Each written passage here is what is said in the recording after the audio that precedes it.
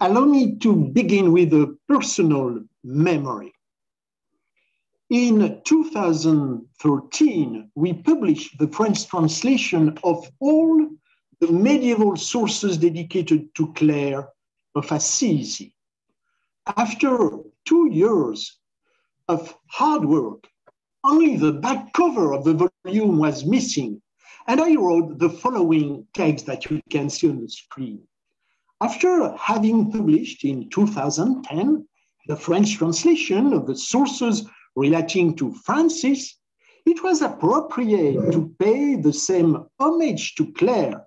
Her memory has been safeguarded by her sisters who have brought her message into the present day. For Clare, poverty is at the same time the choice to share the life of the most deprived and the lightness of soul that allows her to see each being in the transparency of Christ. I gave the text to read to my poor Clare friends who told me, well, our vocation is not to safeguard the memory of Clare, nor to update her message, but to live a form of life. Well, I removed the sentence about memory, but they added the transparency of Christ, yes, but to share the life of the most deprived is Francis's choice, not Clare's. There is no mimicry in her. Okay, I removed the sentence on the most deprived. There remained only this. After having published the translation of the sources relating to Francis, it was appropriate to pay the same homage to Clare. My wife told me, is the work of a historian to pay homage? And didn't you use the term homage because she was a woman? Well, if you look at the volume as published, you will now see that on the back cover, there is only the table of contents. It's not easy to talk clearly about clarity. I am not going to tell you the life of Clare. Brother William Short will give you all the information about that. Oh, by the way, happy birthday, Bill. No, no, I am going to speak about the woman, but rather about the making of the saint, how the woman became a saint. In other words, I am going to explore the very strange relationship between Clare of Assisi and Thomas of Celano. Thomas of Celano is the author, you know, of the first life of St. Francis, written on commission from Pope Gregory IX in 1228-29.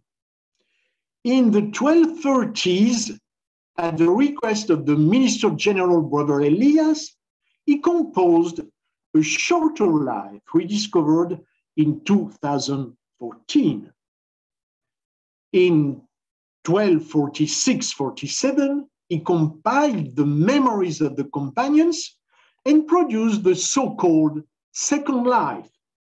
Then, the Treatise of the Miracles, which together form the remembrance of the desire of the soul. Thomas the hagiographer is the man who sculpted the figure of Francis the saint. I will try to show that he played the same role, not only in our memory of Clare, but in her very existence. Curiously, the hagiographical dossier of Clare opens during her lifetime. Her first hagiographical mention dates back to 1228, a quarter of a century before her death in 1253. Indeed, in the first life of St. Francis, mentioning the little church of San Damiano, Thomas includes this eulogy. This is the blessed and holy place where the glorious religion and most excellent order of poor ladies and holy virgins had its happy beginning. The Lady Clare, noble by lineage, but more noble by grace, chaste in body, most chaste in mind, young in age, mature in spirit, steadfast in purpose, and most eager in her desire to divine love, endowed with wisdom and excelling in humility, bright in name, more brilliant in life, more brilliant in character. And you can see that the American translation does not reflect exactly the marvelous Latin formula. Clara nomine, vita clarior, clarissima moribus.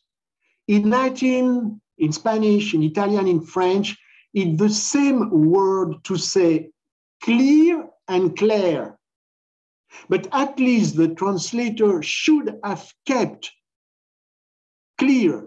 It means clear in name, clearer in life, clearest in character. It would have been closer to Clare, the Christian name of the saint. Marco Guida suggested that this passage could be an addition commissioned by Pope Gregory IX. It's really astonishing that the pontiff, and so the hagiographer, took the risk of celebrating a young woman who was still alive. For as Francis himself says, I can still have sons and daughters. No one should be praised as long as his hand is uncertain. Clare of Assisi, 25 years before her death, was placed under the leaden cloak of her putative sanctity.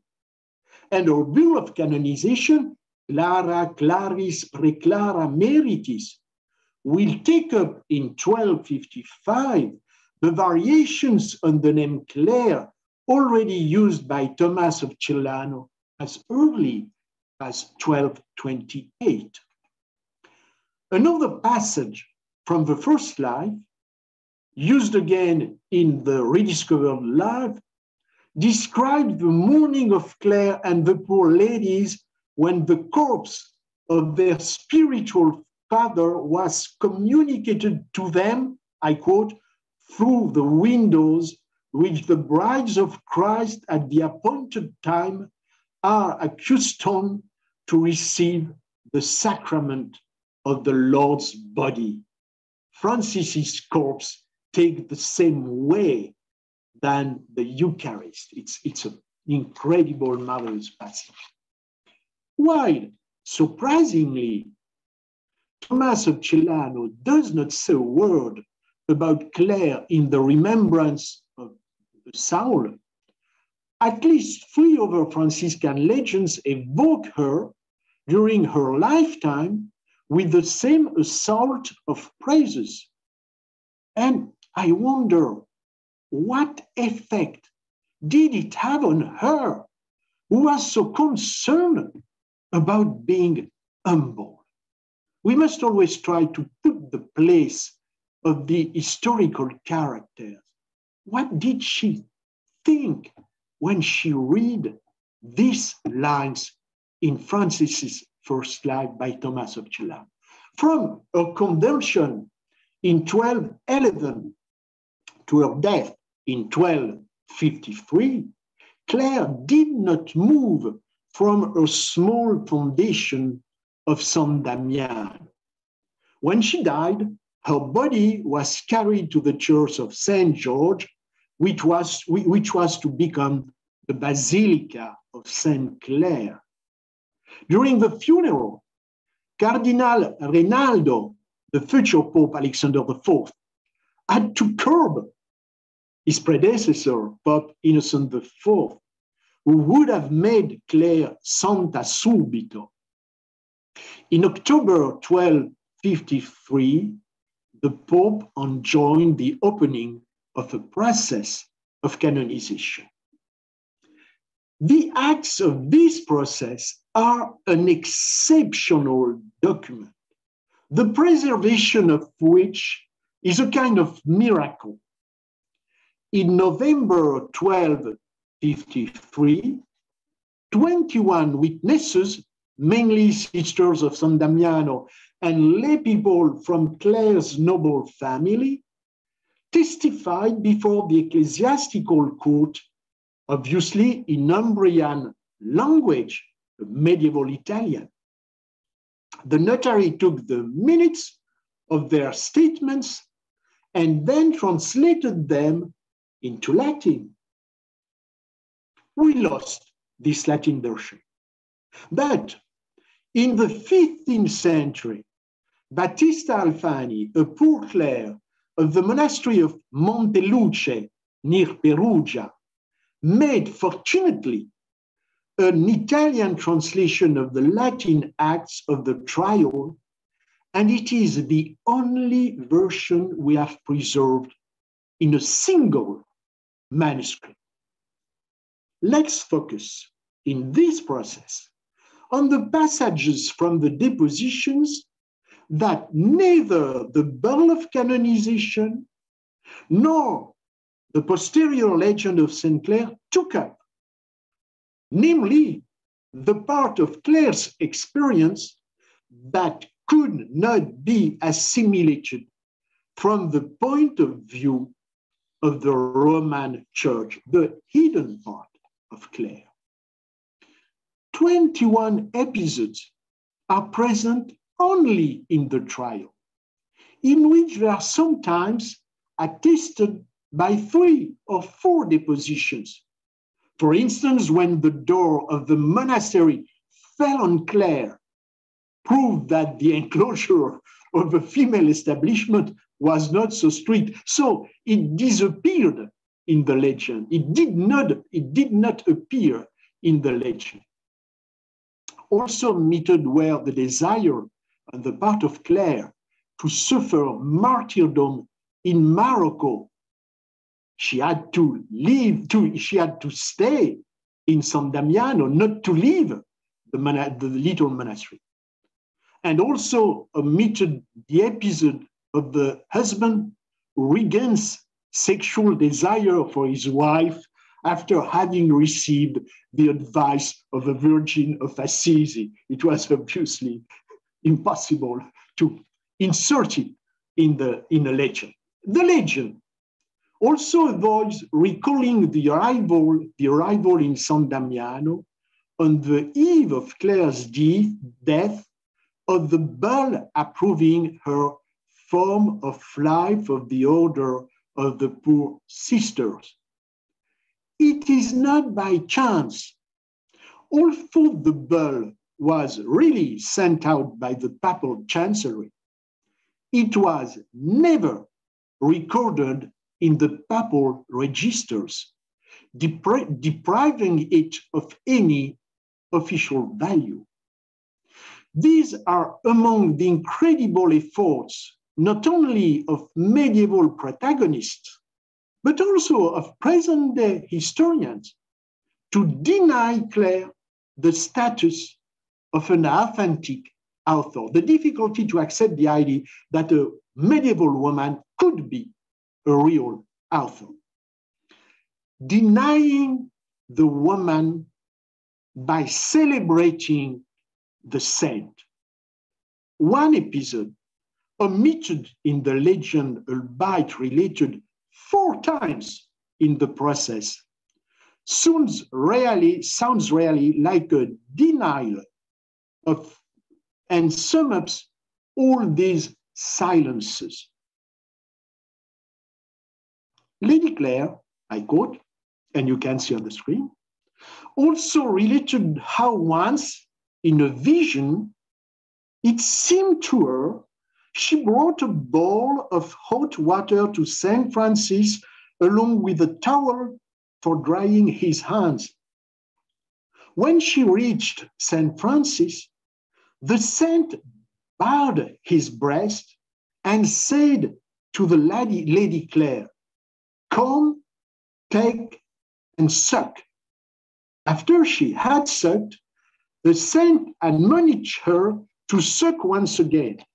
And as she sucked, what she had sucked was so sweet and delightful, she in no way could describe it. And you can see that the American translator was very embarrassed by these 5 occurrences of the same verb to suck, and that he tried 4 times out of 5 to avoid to use the verb.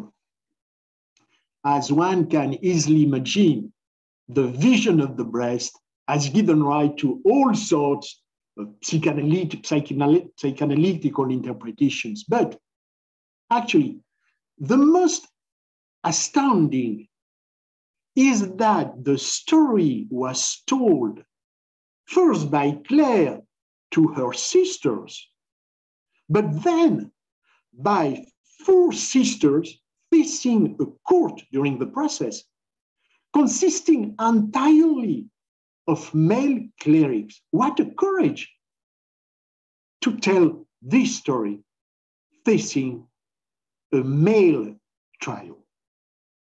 This trial ended on the 29th November 1253.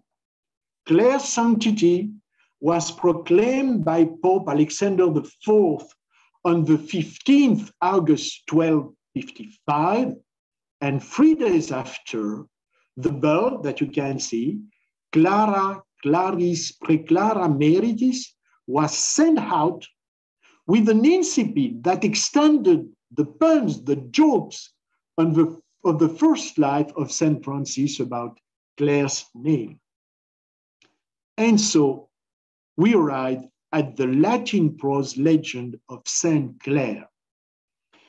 In 2010, Brother Marco Guida proved without any doubt that this text must be attributed to the same Thomas of Celano, the hagiographer by excellence of Francis.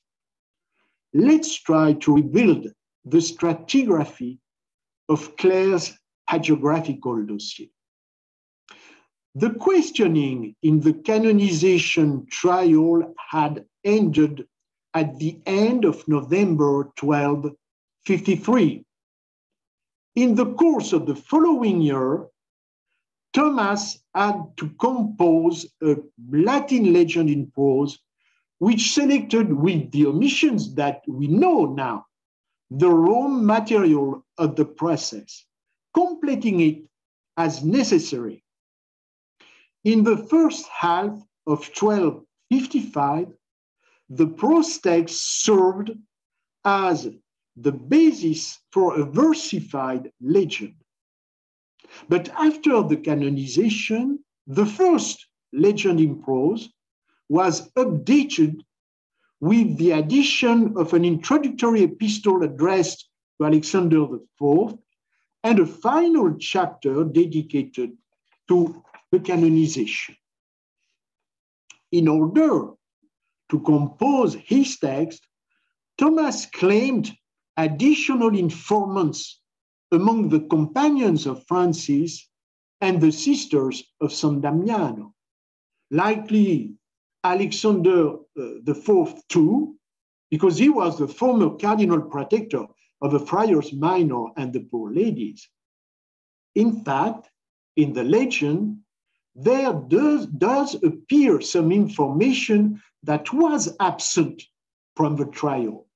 For instance, about Clare's escape from her father's house, about the conversion of Agnes, Clare's blood sister, about the relationship of Clare with Gregory IX and with the dearest companion of Francis, like Brother Angelo and Brother Leo. Let's take a look at a few episodes from the legend to taste the flavor of the text. Here is the story of the opposition of Clare's family to her religious conversion. They employed violent force, poisonous advice, and flattering promises, persuading her to give up such a worthless deed that was unbecoming to her class and without precedent in her family. But taking hold of the altar cloths, she bared her tonsured head, maintaining that she would in no way be torn away from the service of Christ. Instead, amid words and deeds of hatred, she molded her spirit anew in hope until her relatives, turning back, were quiet. It has been claimed that the story of the conversion of Agnes, Clare's blood sister, could be a literary duplicate of the previous episode. This is clearly a mistake, as a comparison between the two episodes will show. Let's tell the second one. 12 males from Agnes' family arrived at Sant'Angelo in Ponzo, unleashed. They beat, punched, and kicked her, dragged her by the hair. But Clare began to pray to help her sister. Suddenly, in fact, thanks to the prior, Agnes's body lying on the ground seemed so heavy that the men, many as there were, exerted all their energy and were not able to carry her beyond a certain stream. Little reader. Then Lord Monaldus, her enraged uncle, intended to strike her by a little blow. An awful pain suddenly struck the hand he had raised, and for a long time, the anguish of pain afflicted it. At the end, reluctantly, the man left Agnes lying half dead on the ground, and Francis cut her hair too. In both stories, Clare's conversion and Agnes' conversion, one absence is striking, that of the girl's father, who was probably dead.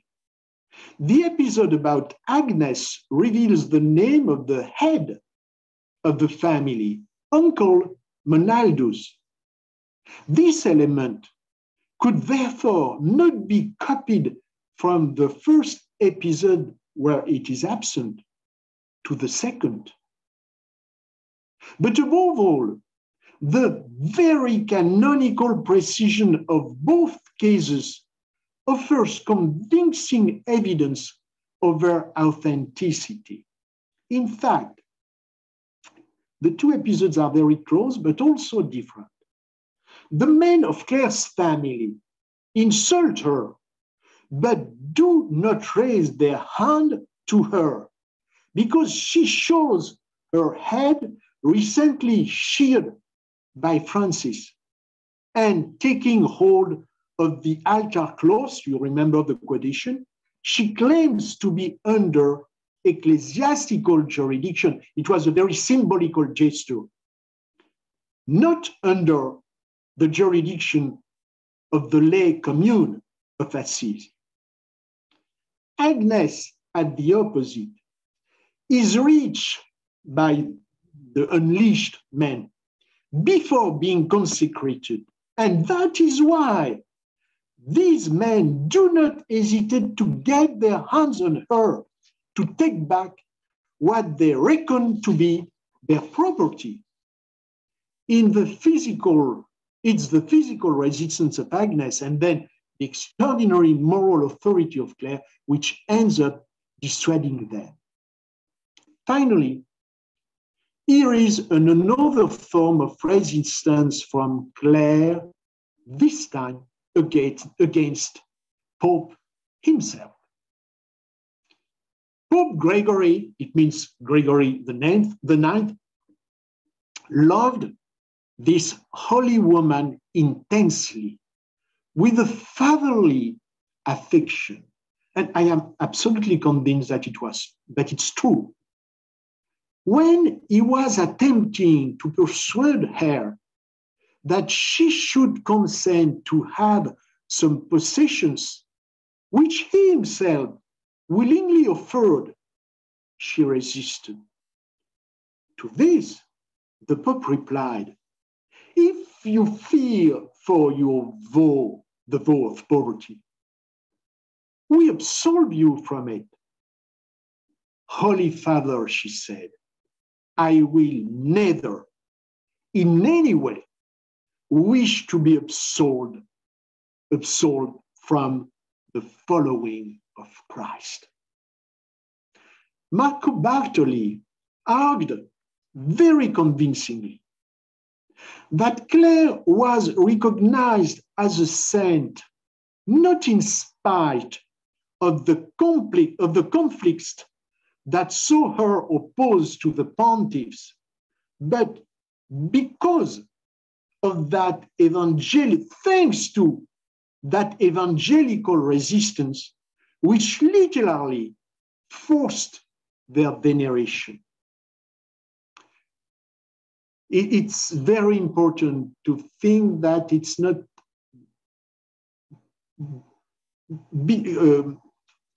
in spite of the conflicts, but thanks to the conflicts that she was recognized as a saint. Clare's hagiographical order is very simple and linear in comparison to the famous Franciscan question.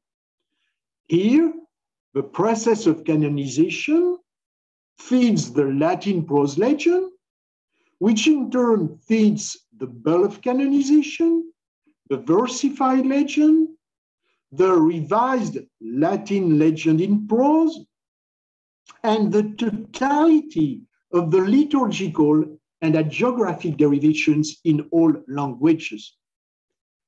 Clare legends in French had never really been explored.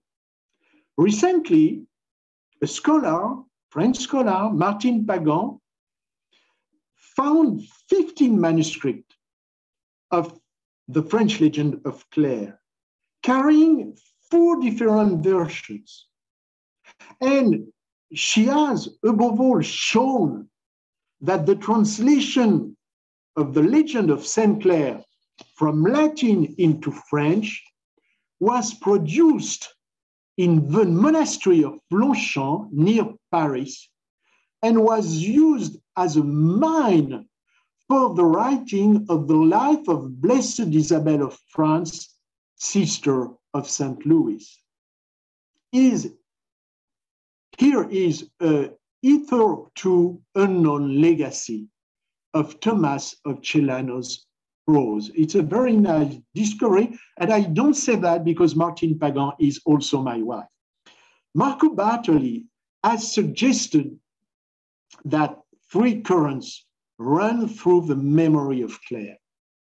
The dominating pontifical current, the current of the Friars Minor, more discreet, more complex, and finally the current of the poor sisters, resilient in the long run. Thomas of Celano plays a central role in this process as he synthesizes these 3 subtly competing memories of Clare. But in my opinion, his role in the making of St. Clare of Assisi is even more decisive than has been said.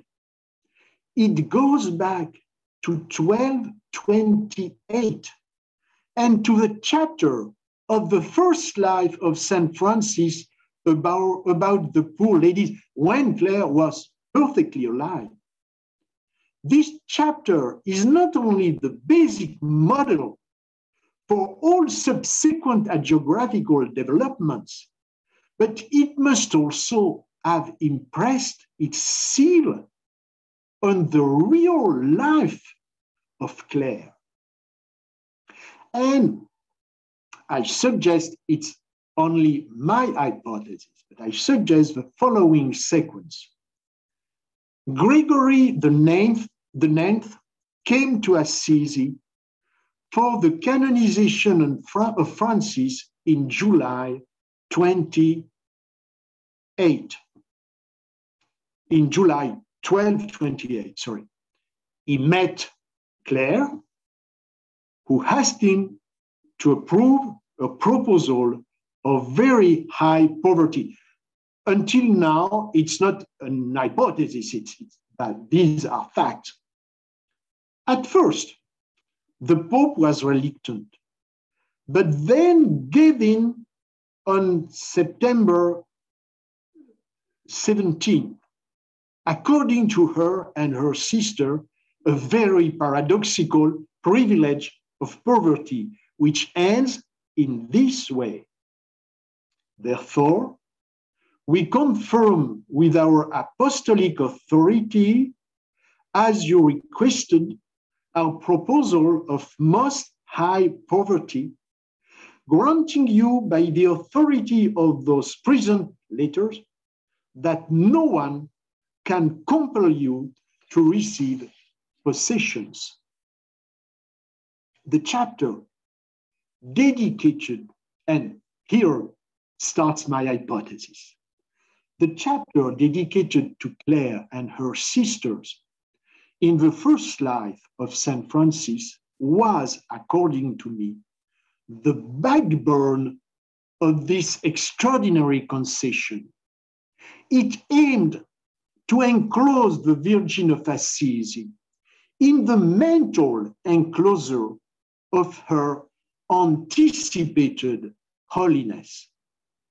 She survived until 1253, but Thomas had unborn her already in 1228. She nevertheless multiplied the discrete deviations, precisely those that emerge in the process of canonization and were not included in the legend by Thomas, the legend of St. Clare by Thomas of Celano. For the second time after the first life of Francis, hagiography and the same hagiographer put Clare's life into conformity with social and ecclesiastical expectations. In composing the legend of St. Clare, Thomas of Celano was actually completing a work he had begun much earlier, a mixture of celebration and sweetening. But the sweetening of Clare by Thomas was not completely accomplished. First of all, because thanks to the vigilance of her sisters, we have preserved her writings and her extraordinary process of canonization. But that is also because, in a very deeper way, in any form of holiness, even watered down, the hagiographer must nevertheless preserve something of the madness of the cross in order to offer an example that is not so much a model as a counter model, an evangelical model contrary to the worldly values. Clare became a counter model when on 2 occasions she went against the expectations of her noble family, against the law of man. She became a true saint when she went against the expectations of the church at the highest level, Pope Gregory IX, to defend a radical conception of an evangelical life. Without a preventive embalming of 1228, would Clare have lived more dangerously? Would she have left the little church of San Damiano? Would she have looked for martyrdom in faraway countries? Would she have become a sister minor rather than a poor lady or a poor sister? We will never know. But from her small monastery and within her unmoving life, she leaves us perhaps a stronger example. The example of a woman who was able to say clearly yes, as well to say clearly no, who decided to follow the traces of the only man she loved, Christ, and always refused to be absorbed from following his steps. Thank you very much.